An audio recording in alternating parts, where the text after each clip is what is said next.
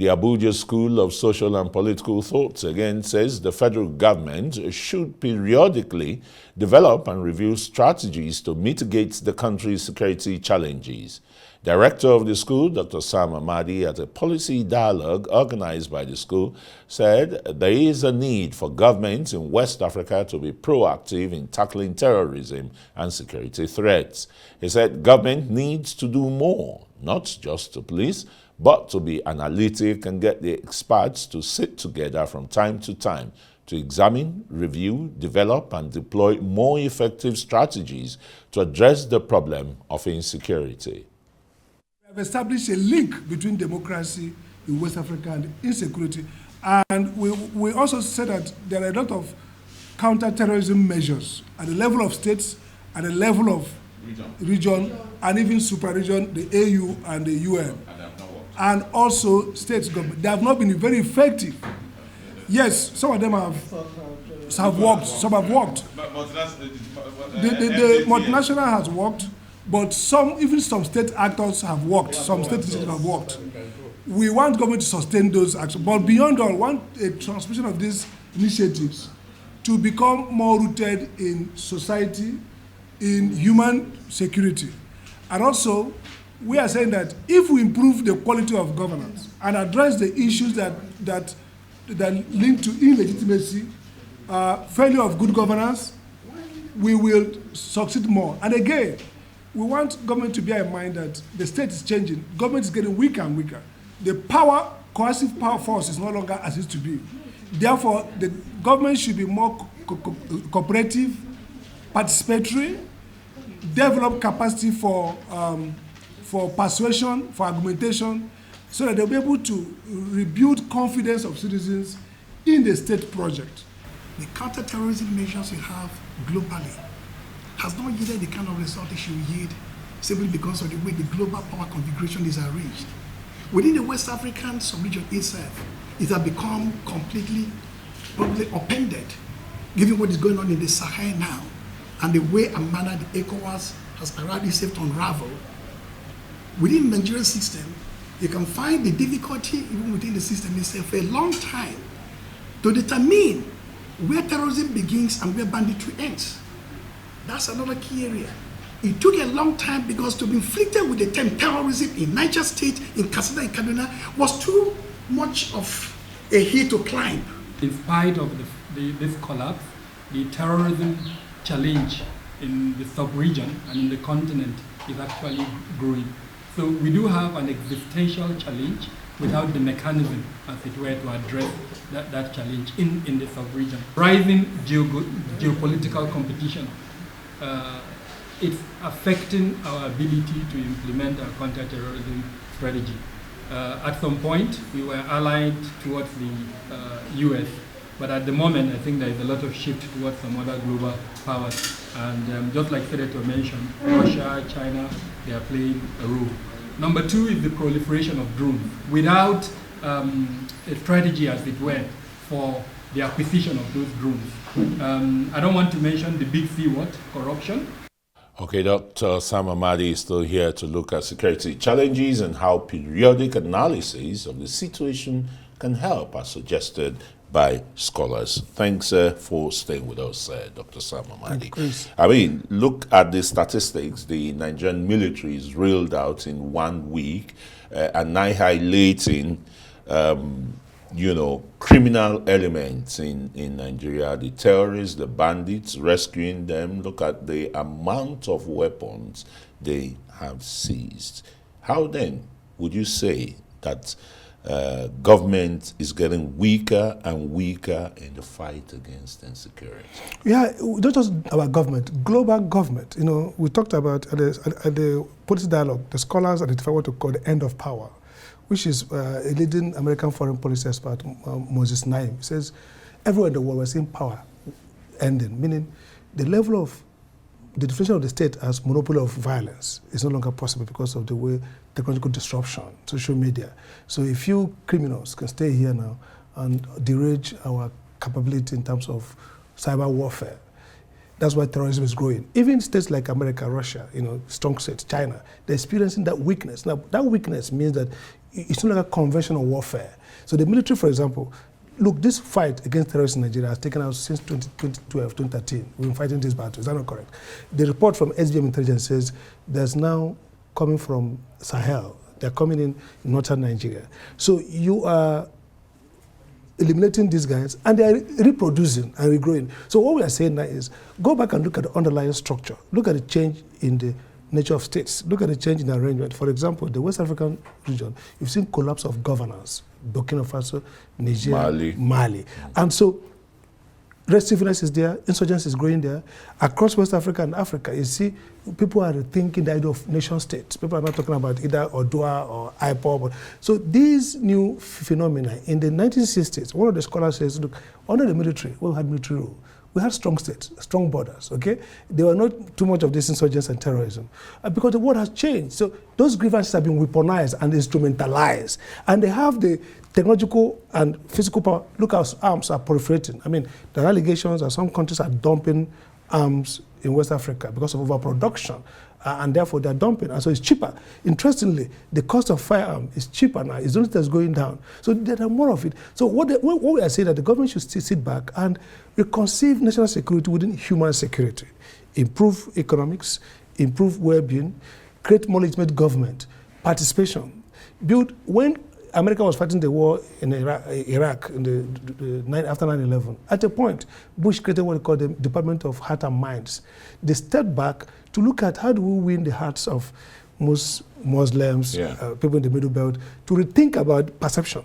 It's not about kinetics. Yeah, we have to be smarter with use of bomb, smarter with use of machinery, but also have to be smart with how we rebuild, recreate trust in government. Human development. Exactly, and be able to help the fight. But let us look at the wave of insurgency in West Africa. You just said in your submission that even arms manufacturers are dumping excess arms in West Africa. That's why we're having this growing instability. The question is there a deliberate effort by the West to destabilize West Africa, nay Nigeria?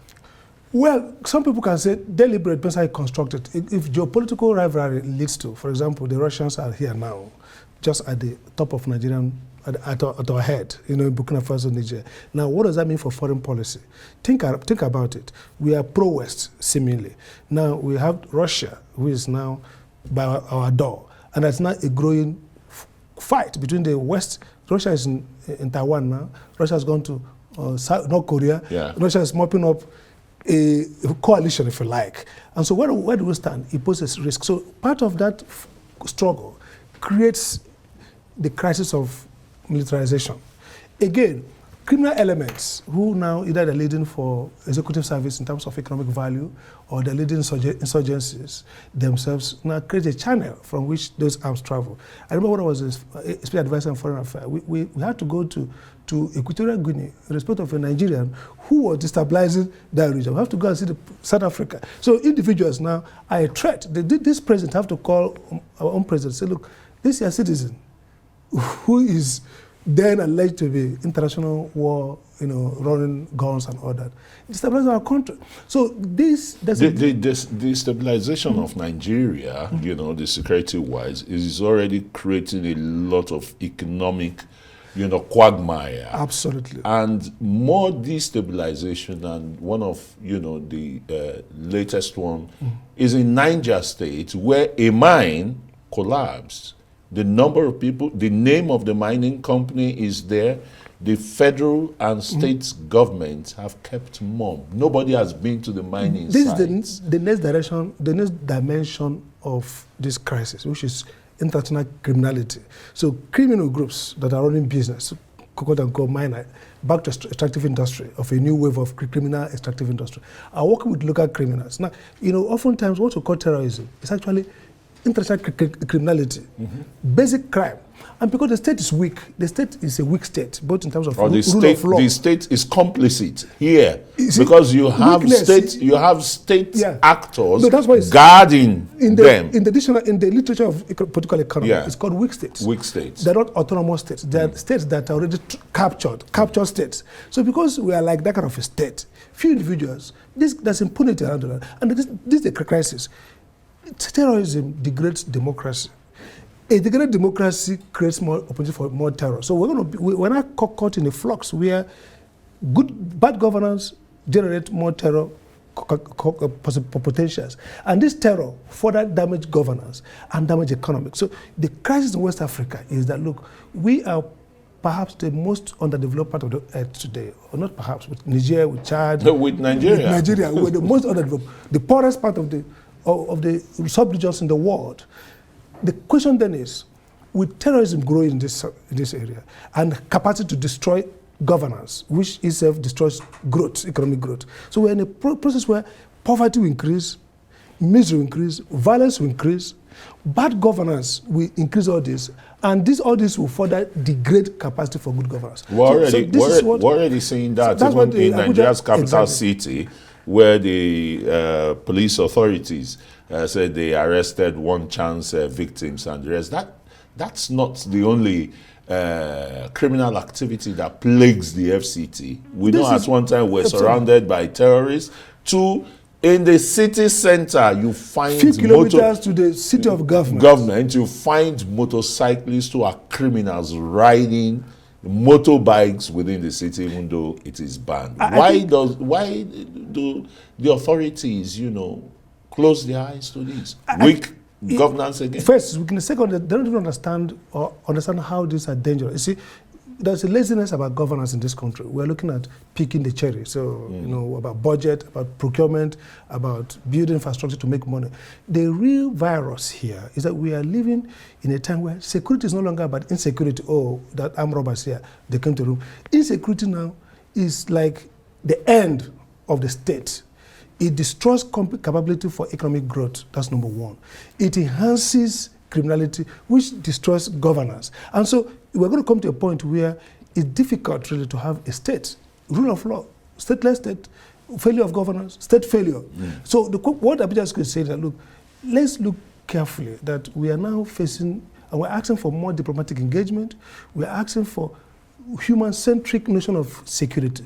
Yes, we need to get smarter bombs, if you like. We need to get smarter munitions. We need to calibrate our system of attack and reconnaissance, intelligence. But we should also focus on how do you link all this to improvement in governance in a way to recreate trust in the state. If you look at some of these our northern states where this Sahel threat are coming in, the citizens themselves have lost confidence. They've in been the sad. state. I mean, go to most of the Benue farming communities, Everyone's Ogu and the rest. They've been taken over by... They're now cooperating with terrorists because that provides the nearest to government. So I think we should look at security in West Africa more seriously. Again, the structure of Western ECOWAS, their counter-terrorism strategy, not working efficiently because look at these three states have opted out.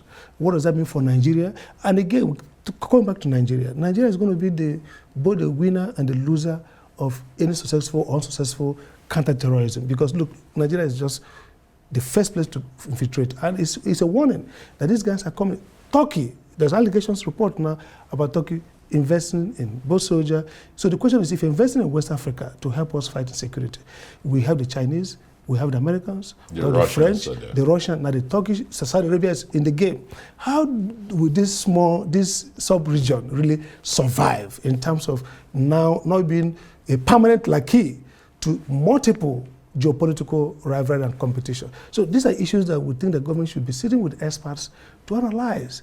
There's too much governmentality. They're not getting the right kind of intelligence and analysis that they need to build a much more effective counter-terrorism initiative. Thanks once again, Dr. Sam Amadi, Associate Professor of Law and Director, Abuja School of Social and Political Thought, as well as a Rise analyst for coming on Newsnight. Thank you very much.